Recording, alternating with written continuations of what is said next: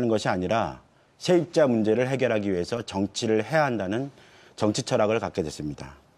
그런데 그때부터 저는 도대체 왜 세입자들은 재개발하면 쫓겨나야 하는 것인지 2년마다 왜 한 번씩 꼭 이사를 해야 하는 건지에 대한 물음을 가졌습니다. 이런 질문은 다른 질문들로 이어졌습니다. 저임금 노동자는 많은데 왜 최저임금은 올리기 힘든 것인가? 여성들은 왜 성차별에, 몰카, 성폭력에 늘 불안해해야 하는가? 성소수자는 왜 계속 혐오의 대상이 되어야 하는가? 늘 개발만이 넘치고 자연과 동물과 공존하는 서울은 꿈꿀 수 없는 것인가? 한국은 세계 10위권의 경제 대국입니다. 그런데 서울 시민의 삶은 OECD 최하위입니다. 왜 우리는 유럽 도시 수준의 행복한 삶을 누릴 수 없는 것입니까? 왜 우리는 힘들게 사는 걸 당연히 여겨야 하는 것입니까? 방법을 찾아보았습니다. 세계의 다양한 도시들을 연구했습니다. 어떤 정책이 시민의 삶을 변화시킬 정책인지 준비하고 또 준비했습니다. 결론은 또 다른 서울은 가능하다입니다. 서울의 랜드마크를 이제 사람으로 바꾸자. 도시의 타이틀을 노동, 인권, 성평등, 생태, 세입자로 바꾸자. 이렇게 정의당과 저는 서울 플랜을 당당히 내놓았습니다. 이번 선거는 이런 정책을 얘기할 수 있는 기회가 너무 적었습니다. 안타깝습니다. 그러나 시간이 없는 것은 아닙니다. 정의당과 제가 준비한 서울 플랜, 오늘 2차 토론을 계기로 관심을 가져주시길 바랍니다. 서울 플랜에 대한 관심만큼 시민의 삶의 변화를 위한 하이패스가 될 것이라고 확신합니다. 네, 다음은 기호 1번 더불어민주당 박원순 후보. 네, 저는 우리 모두가 사실은 이 문제에 대해서는 솔직해져야 된다고 생각합니다. 실내 공기 청정기 설치, 실내 공기질 측정 같은 정책은 사후 약방문 정책입니다. 어제 뉴스 보도에 따르면은 창문 닫고 공기청정기 돌리면 아이들 교실에 산소 없어지고 이산화탄소 마시게 됩니다. 또 공기청정기 돌리는데 전기는 미세먼지 발생시키는 화석연료로부터 발생하는 전기입니다. 악순환이고 돌고 도는 것입니다. 입증되지도 않았고 전시용으로 설치했던 스모그 프리타워, 대표적인 황당 공약입니다. 안철수 후보 공약은 시범사업으로 축소하면서 슬그머니 한 번 뺐는데 김문수 후보는 뒤늦게 100개 하겠다고 뒷북 공약 내놨습니다. 시민들 눈속임하는 것입니다. 1,000만이 거주하는 메가시티 서울, 이미 소재 차량만 300만 대가 넘었습니다. 서울에서 발생하는 미세먼지의 대부분은 도로에서 발생합니다. 전체 발생량의 40%나 됩니다. 다 자동차 운행 때문에 발생하는 것입니다. 자동차가 줄어들어야 미세먼지의 근본 문제를 해결할 수 있습니다. 이제 패러다임 자체의 전환이 필요합니다. 도심 내 혼잡 통행료 부과는 세계의 여러 도시에서 이미 검증된 대안입니다. 서울연구원 조사 결과에 보면 전체 교통량의 30%, 승용차의 60% 저감 효과를 볼 수 있습니다. 도심 내 혼잡 통행료, 미세먼지 없애는 유일한 대안입니다. 이렇게 차는 줄이고 대중교통 늘리고 차선 줄이고 도시숲 늘리겠습니다. 1년 통계청 발표에 따르면 전국 합계 출산율은 1.05명인데 반해서 서울시의 출산율은 0.84명으로 전국에서 가장 낮은 것으로 나타났습니다. 서울시의 출산율이 전국에서 가장 낮은 원인은 무엇이며 어떤 대책이 필요한지 1분 30초 이내로 답변해 주시기 바랍니다. 역시 사전에 약속된 순서에 따라 기호 5번 정의당 김종민 후보부터 답변해 주시기 바랍니다. 네, 시민 여러분. 사실 저출산이 문제다, 그러니 대책이 필요하다는 질문은 저는 이 질문 자체가 잘못된 질문이라고 생각합니다. 출산은 개인이 선택하는 권리입니다. 대한민국 국민 모두는 아이를 낳을 권리가 있듯 아이를 낳지 않을 권리도 있습니다. 저출산이 문제라는 얘기는 아직 출산하지 않은 여성뿐만 아니라 출산할 수 없는 상황에 놓인 여성까지도 무책임한 사람으로 만드는 말입니다. 이제 국가가 자기 필요에 따라 출산 여부를 통제 강요하는 것은 더 이상 여성이나 국민들에게 설득력이 없습니다. 박근혜 정부 시절 행자부가 시도별로 임신 가능한 여성 숫자를 표시한 가임기 여성 지도라는 것을 만들었습니다. 이런 전근대적인 발상이 심각한 문제입니다. 70조를 쏟아붓고도 실패했다면 근본적인 대책이 안 된다는 것을 반증하고 있는 것입니다. 출산을 선택하지 않는 이유는 시민들 삶 곳곳에서 너무나 쉽게 발견할 수 있습니다. 저출산이 걱정된다면 국가가 먼저 답을 내놓고 그다음 시민들에게 한 분 한 분 물어봐야 합니다. 저는 1인 가구 등 다양한 가족 형태를 이제는 인정하고 그에 따른 주거정책, 노동복지정책을 내놓는 게 답이라고 생각합니다. 국가가 출산을 통제하는 시대는 끝났습니다. 출산의 선택은 이제 개인의 당당한 권리라는 것을 인정해야 합니다. 네. 다음은 기호 1번 더불어민주당. 네. 지금 이제 최저임금 논란이 좀 계속되고 있습니다. 박 후보님 잠깐 요거 봐주시면 환노위 역할을 했던 환노회의 때 민주당 한정혜 의원이 말이 이제 보도가 됐어요. 최저임금 인상으로 22만 원 오르는데 이번에 산입범위 이렇게 확대하면 20만 원을 깎인다 이렇게 의원이 한 말입니다. 최저임금 깎이는 거 다 알고 있으면서도 도대체 이런 일을 민주당이 계속 벌이는지 도무지 이해가 안 됩니다. 지난 토론회 때 여쭤봤을 때 노동자들과 대화 안 한 것은 좀 안타깝다 수준에서 말씀하셨는데 저는 오늘 박 후보님께서 반대한다 이런 말씀을 좀 강하게 해주셔야 되는 게 아닌가 이런 말씀 드리고요. 오늘 답변 기회를 드릴 테니까 좀 말씀해 주셨으면 합니다. 아니 뭐 그렇게 곤란한 질문을 하십니까? 예, 곤란한 질문 하는 자리입니다. 제가 보기에는 사실 노동자 입장에서 충분히 저는 일리 있는 주장을 하고 계신다고 생각합니다. 그런데 또 정부로서도 뭐 또 불가피한 그런 사유가 있었던 것 같고 다만 아까도 지난번 토론에서 말씀드린 것처럼 이런 사실 사회적 어떤 이슈를 둘러싸고 많은 갈등과 논란이 있기 마련인데 좀 이걸 저는 좀 더 사회적 논의를 거치고 그런 절차를 거쳐서 많은 경우에 좀 얼마든지 합의를 해낼 수 있는 그런 지점이 있을 것이다. 사실 뭐 서울시에도 지금 굉장히 그런 이 갈등들이 많았죠. 저는 서울시 시장 산하에 갈등 조정관이라는 제도를 둬가지고 이런 부분에서 사실 뭐 그동안에 많은 이슈들을 거의 최종적인 어떤 이 분쟁 이전에 그런 갈등을 해소해 왔거든요. 그래서 그런 것이 좀 안타깝다 이런 말씀입니다. 저는 사실 뭐 최저임금 부분은 저희들이 이미 생활임금까지 서울시는 도입해서 지금 시행하고 있지 않습니까? 네. 네. 그러니까 이게 여전히 이제 답변이 좀 실망스러울 수밖에 없는 게 민주당이 지금 벌린 일이고 이 문제에 대해서 책임 있는 어떤 당사자로서 역할을 하셔야 된다 이런 말씀을 계속 드리는 거고요. 근래 이제 민주당 야전사라고 나서 선거를 거의 뭐 총지휘하다시피 하시는데 너무 민주당 눈치 보시는 게 아닌가. 좀 강한 입장을 명확히 말씀해 주시는 그런 박 시장 시절로 돌아가시는 게 좋겠다는 생각이 들고 지금 생활임금 관련해서도 그러면 서울시는 그러면 이런 상여금, 복리후생비 다 산입해서 생활임금 책정할 건지 이런 얘기를 명확히 하셔야 된다 이런 생각이 듭니다. 그래서 저는 이번 선거에서 민생 문제는 정의당이 책임진다. 최저임금 정의당이 책임진다. 민주당이 책임질 것인지 정의당이 책임질 것인지 좀 시민들이 잘 판단해 주셨으면 좋겠습니다. 하나만 더 여쭙겠습니다. 이게 이제 기사입니다.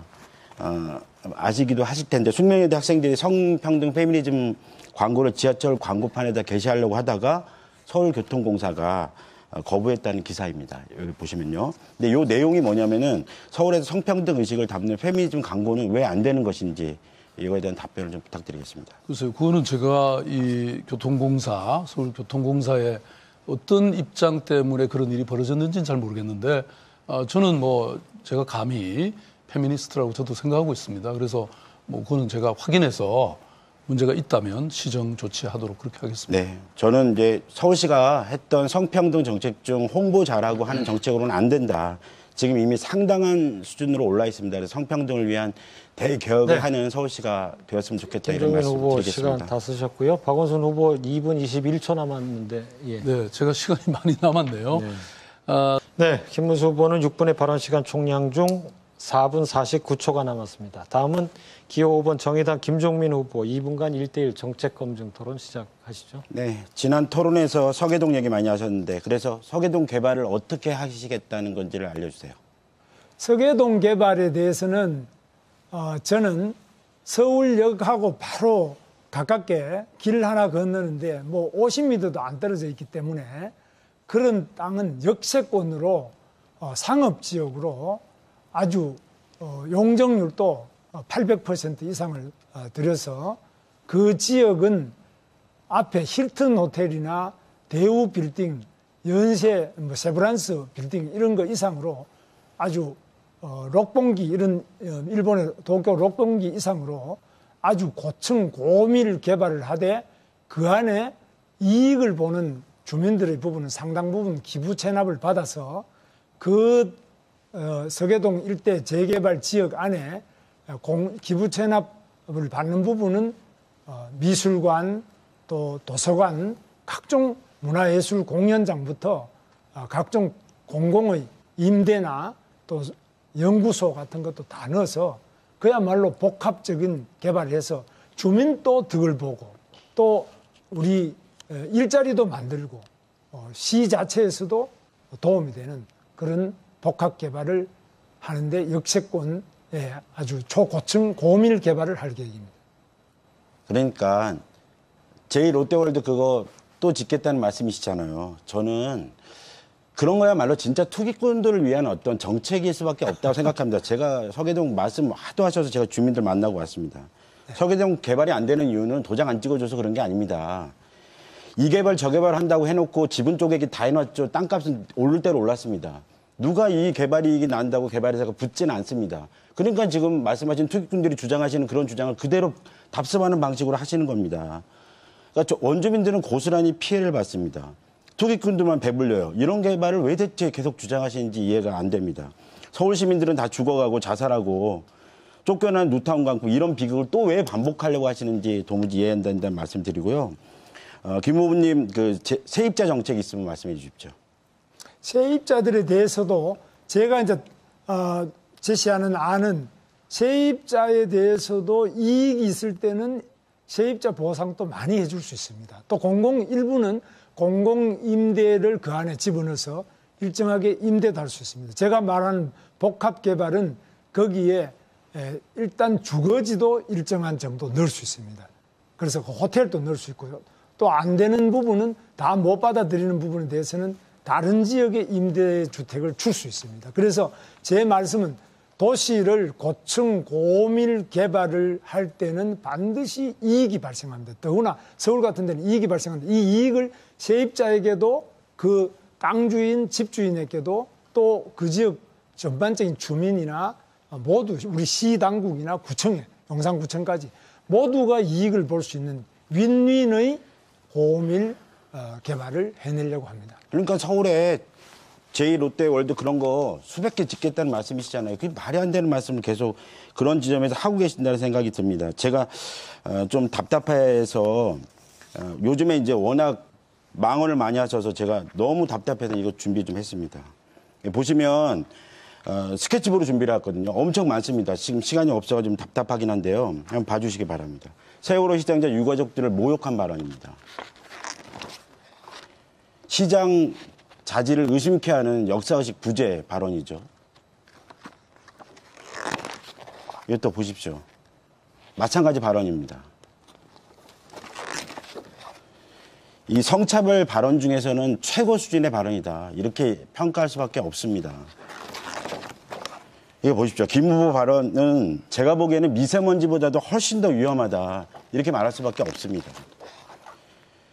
공식 아침 식사하면서 이런 발언을 한다는 게 이해가 안 됩니다. 네, 김종민 저는 후보, 이 망언 시민들께서 심판하실 거라고 생각합니다. 예, 시간 다 쓰셨고요. 어떻게 여기 답변하시겠습니까? 우리 김종민 후보가 암만 찾아도 제가 비리가 있다 이런 건 없고 말한 거 가지고 이제 그걸 이렇게 해석을 하는데 저는 동성애에 대해서는 정말로 안 된다고 생각합니다. 그리고 더구나 박원순 시장이 허용해 주시는 퀴어 축제는 냉정하게만 저도 그 인터넷으로 들어가서 쭉 보니까요. 그게 음란 축제지 그게 무슨 동성애 축제가 과연 그런 건지도 모르겠습니다. 거기에 우리 서울시장님 예산까지 지원했습니다. 정말 그거는 꼭 불허하고 예산 지원 안 해주시기를 바랍니다. 그리고 세월호에 대해서는 저만큼 세월호에 대해서 아는 분이 누가 있겠습니까? 제가 당시에 바로 경기지사를 할 때 세월호 사고가 났는데요. 그래서 세월호는 이제 그 정신과 의사들도 다 그러고 우리가 그 자문단을 구해서 국가적으로 다 자문 구했는데 너무 그거를 계속 저렇게 광화문에 저렇게 계시면은 우선에 유족들이 건강에 안 좋습니다. 그리고 저게 우리 국가적으로 어떤 도움이 됩니까? 다 세월호를 위해서는 이미 안산에도 추모공원도 만들고 많은 걸 하고 있습니다. 그래서 너무 과하게 대한민국 상징거리에 거리인 광화문 광장에 꼭 그렇게 해야 되느냐. 그 점에 대해서는 저는 생각이 완전히 다릅니다. 후보 1대1 검증 토론 시작하겠습니다. 네, 제가 지난 토론회 때 또랑 얘기하면서 단일화 하시라고 그랬는데 단일화 하는 겁니까?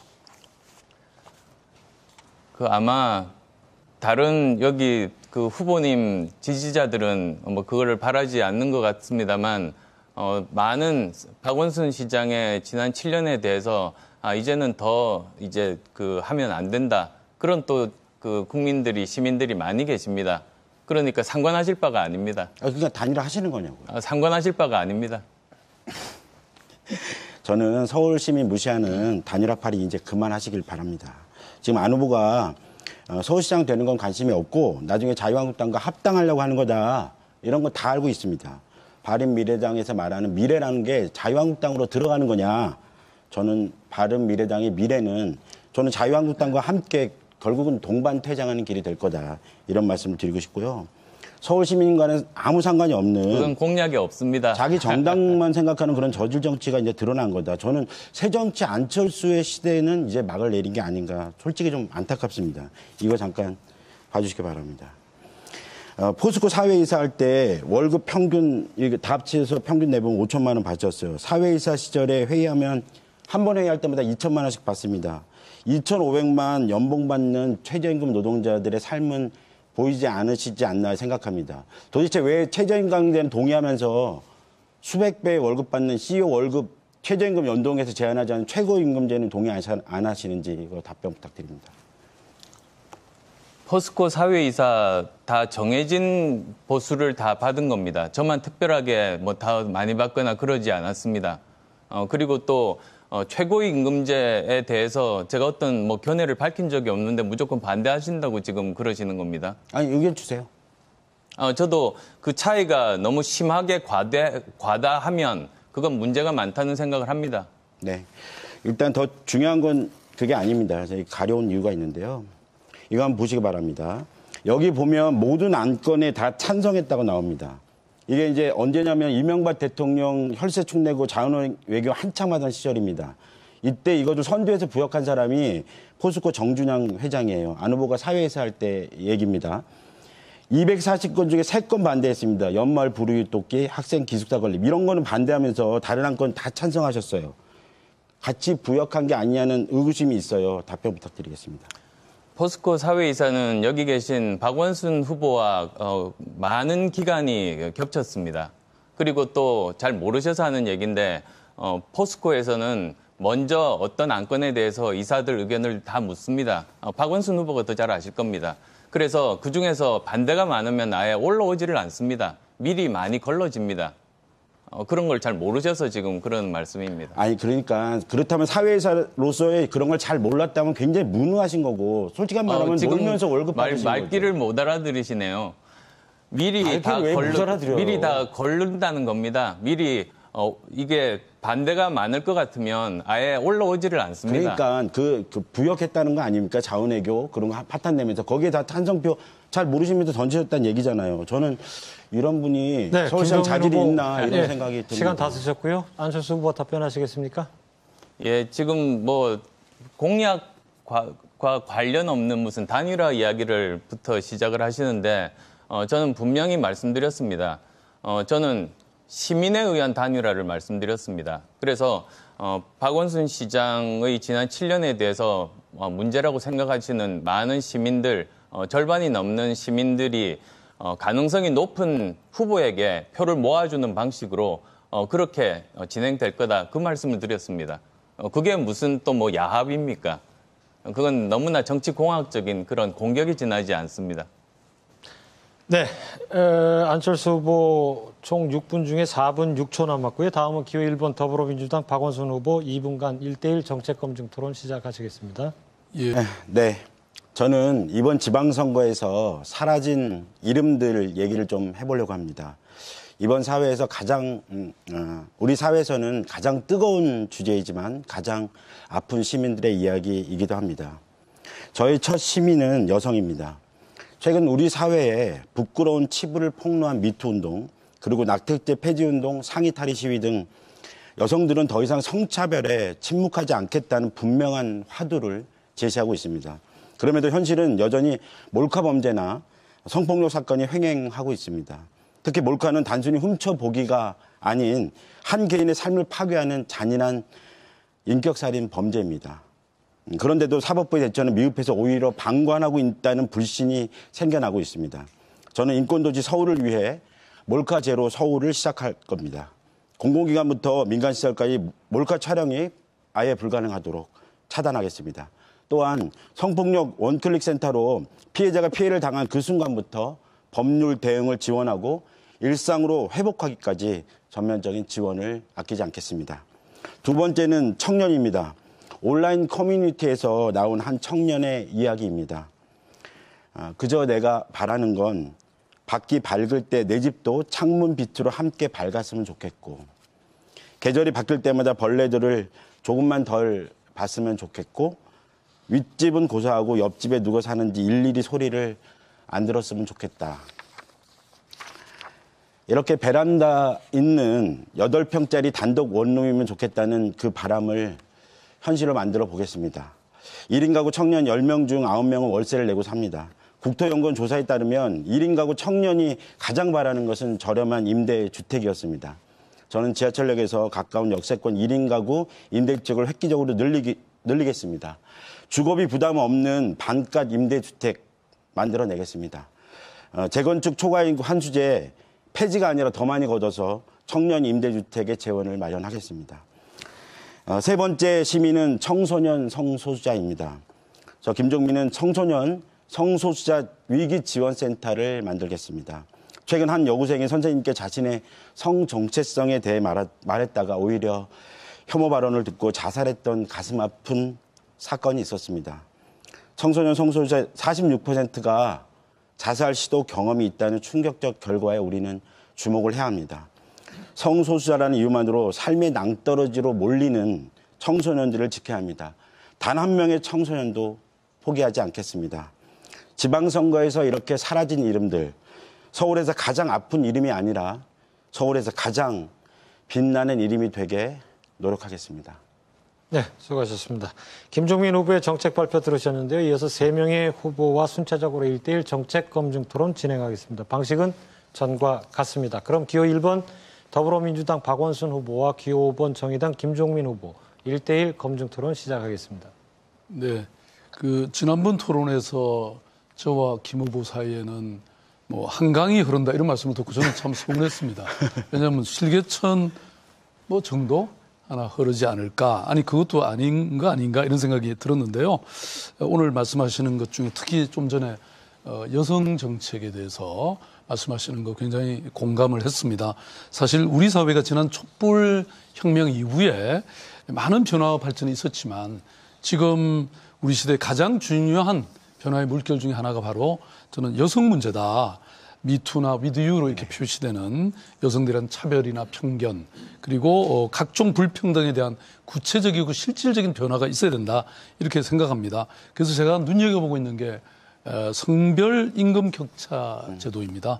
그래서 저는 이것을 위원회를 만들고 또 서울시와 그 산하 기관부터 그런 성별 임금 격차에 대한 조사나 또는 이런 공시를 진행하고 또 서울시의 성평등 노동전담 부서를 신설해서 이를 적극적으로 추진해 나갈 생각인데요.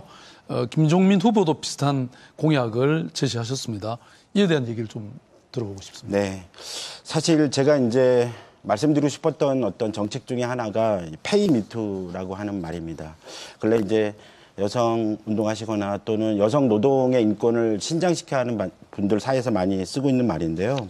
미투 운동처럼 남녀의 임금 격차를 줄여서 차별을 없애가자는 제도입니다. 사실은 임금의 수준이 상당히 심각한 수준입니다. 저희 조사 결과 보면 남성 대비 여성의 임금이 평균 65% 정도이고 OECD의 최하위 국가입니다. 16년 연속 꼴찌로 되고 있습니다. 그래서 이거는 여러 가지 이유가 있습니다. 유리천장 같은 그런 벽도 굉장히 중요하게 있겠고 경력 단절의 문제도 굉장히 심각하게 있을 거라고 생각이 듭니다. 이런 것을 위해서는 일단 서울시가 할 수 있는 최소한의 조치로서의 성별 임금 격차 해소를 위한 서울시 역할을 다 하기 위해서 임금 격차에 대한 공개를 의무화하는 것, 말씀하신 것처럼 그런 것들을 점점 하는 걸 통해서 줄여나가는 게 굉장히 중요한 것이고 이것이 결국 서울시 수주하는 기관까지를 민간까지를 확대하는 정책까지를 만들어내는 게 중요하다고 생각합니다.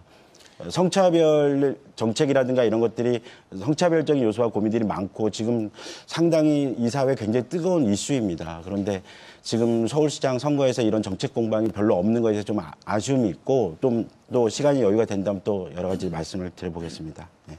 예, 그리고 또 김 후보님하고 저 사이에 이게 굉장히 유사한 대표적인 정책이 노동정책이라고 생각합니다. 저는 지금까지 노동존중특별시라는 이름으로 비정규직의 정규직화 또 노동이사제 도입, 생활임금제 도입 이런 지방정부로서는 사실 완전히 새로운 그런 노동정책을 추진해 왔습니다. 그리고 이번에 유니언시티라는 이름으로 노동자들이 스스로 자신의 권리를 이렇게 보호할 수 있도록 노동조합 조직들을 높이기 위한 정책들도 발표했습니다. 그런데 이제 특히 노동자위원회 워크라운드의 설치를 저는 공약하고 있는데요. 비슷한 걸 하고 계시더라고요. 워커즈 센터를 만들겠다고 하시는 그런 어떤 차이가 박원순 후보 시간 다 쓰셨고요. 저는 이제 서울시가 주요한 어떤 도시 타이틀을 노동으로 갖고 가야 된다고 생각을 하고 있습니다. 그러기 위해서는 저는 이제 레이버시티 구상으로 표현을 하고 있는데요. 가장 중요한 것은 노동자의 노조 가입률이라고 표현되는 노조 가입률을 높여내는 것이 중요하고 지금은 10% 정도 수준인데 가능한 수준대로 빨리 올리되 최대 목표를 30%까지 끌어올리는 걸 목표로 해보자 이런 생각을 갖고 있고요. 그러려면 말씀하신 것처럼 여러 가지의 종합적인 대책 같은 게 필요합니다. 그런데 가장 중요하게는 지금 노동복지센터가 있는데 이 노동복지센터가 워커센터 정도 수준으로 말하자면 노동자들의 노동조합의 가입률을 높이기 위한 실질적인 역할을 할 수 있는 센터로 각 구별로 확대돼야 된다는 말씀을 드리고 싶고요. 이런 과정을 통해서 프리랜서 노동조합 등을 통한 비정규직 노동자들에게 노조를 만들 수 있다고 하는 희망을 주는 것 이런 것들을 계속 만들어가겠다 이렇게 말씀드리겠습니다. 네, 김종민 후보 6분 시간 중에 3분 36초 남아 있고요. 다음은 기호 2번 자유한국당 김문수 후보 2분간 정책 검증 시작하시죠. 우리 김종민 후보자께서는 수도 서울을 지방으로 이전하는 걸 찬성하십니까? 네, 지난번에 토론회 때 그게 갑자기 이제 질문 와서 이제 그렇게 했는데 저는 그 자체를 딱 찬성한다 반대한다 이런 것보다는 현재 수도 서울로서의 자기 역할은 계속 분산돼야 되고 또 권력 권한 또 집중화돼 있는 것은 계속 분산시켜 나간다는 기본 정책 방향을 갖고 있습니다. 그러면 남북 통일이 되면은 수도를 어디로 옮겨야 된다 이렇게 생각하고 계십니까? 그것도 마찬가지로 생각이 없습니까? 통일이 되는 과정에서 충분히 시민들의 의견 또 국민들의 의견을 전체도 들어가며 국가적인 어떤 정책 방향에서 중요하게 결정해야 될 문제라고 생각이 들고 그런 과정에서 어떤 곳으로 또 옮겨야 된다고 생각되면 또 옮길 수 있는 문제다 이렇게 생각합니다.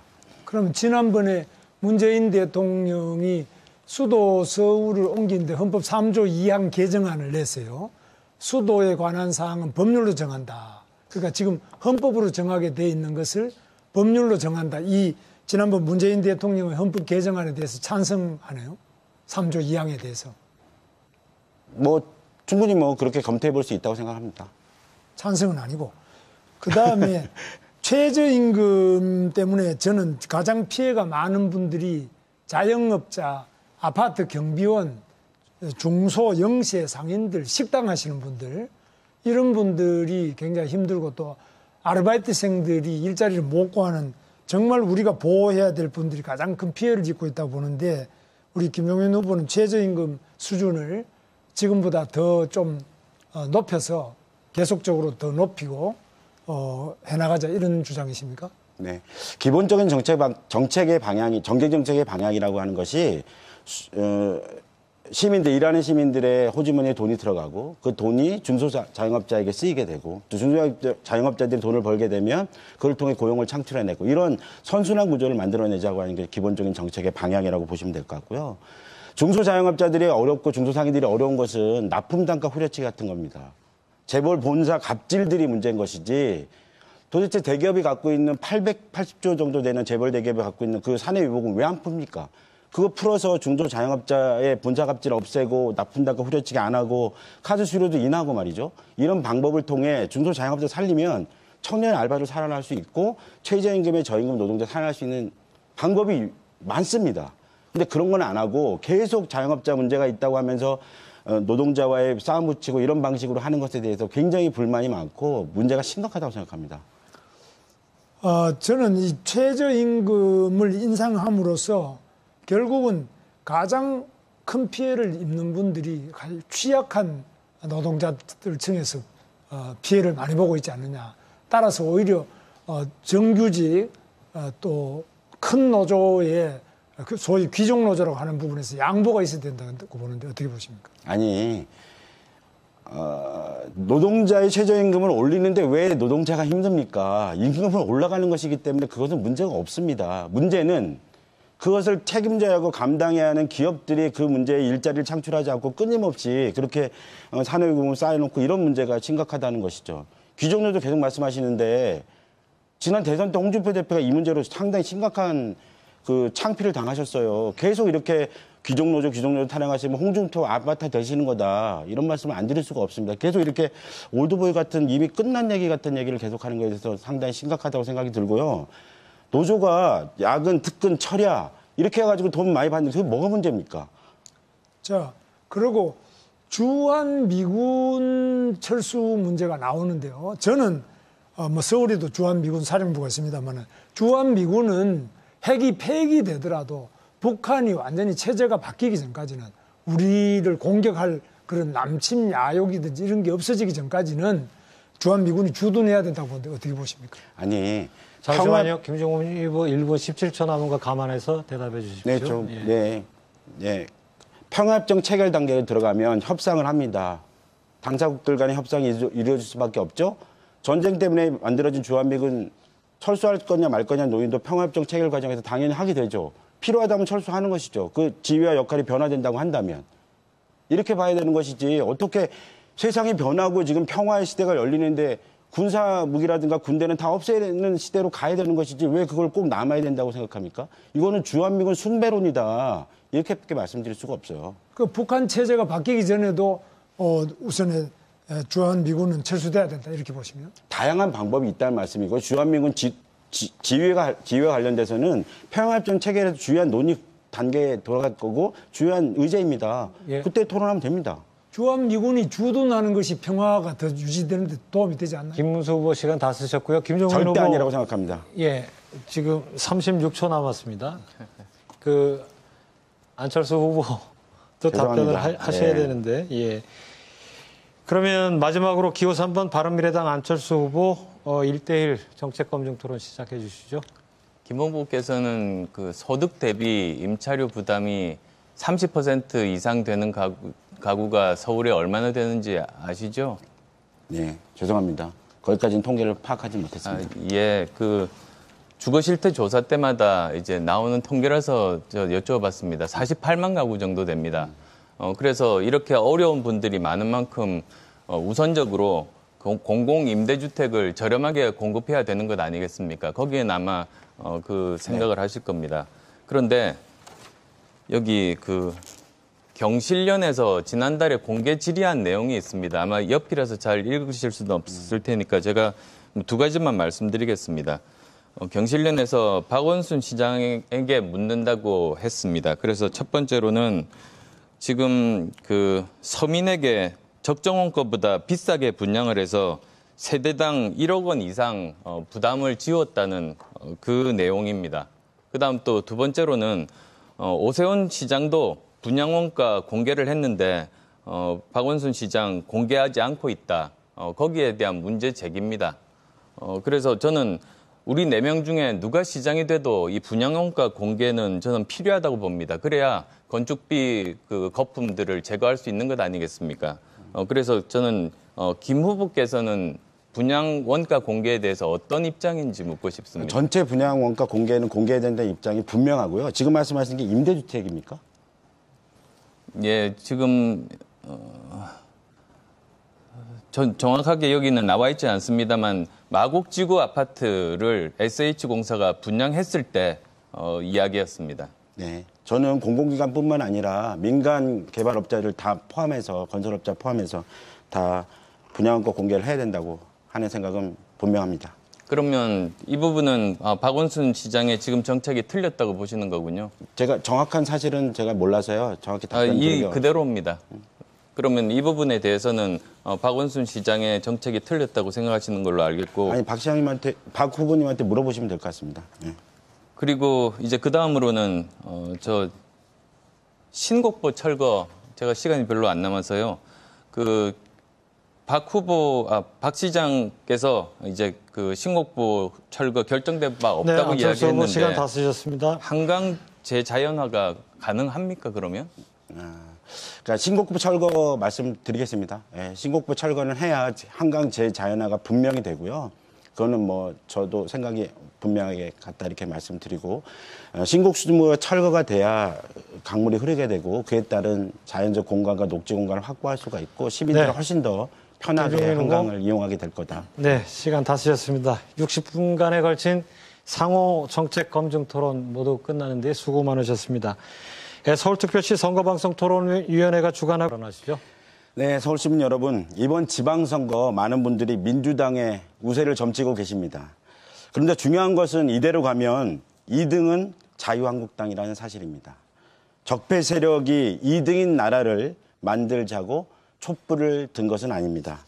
정의당이 자유한국당을 대신해서 제1야당이 되는 것이 진짜 촛불의 완성입니다. 방탄국회에 협조하고 최저임금 깎는 데 열심인 민주당은 정의당이 제1야당이 돼야 매섭게 견제할 수 있습니다. 한반도 평화의 새 시대입니다. 민주당과 정의당 간 선명한 정책 대결을 꿈꾸고 계십니다. 모든 시민들이.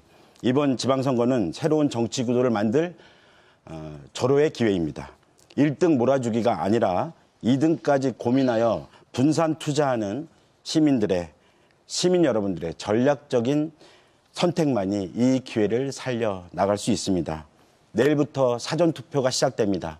전국에 서울에 우리 정의당 후보에게 응원해 주시고 함께 투표해 주시길 부탁드리겠습니다. 고맙습니다.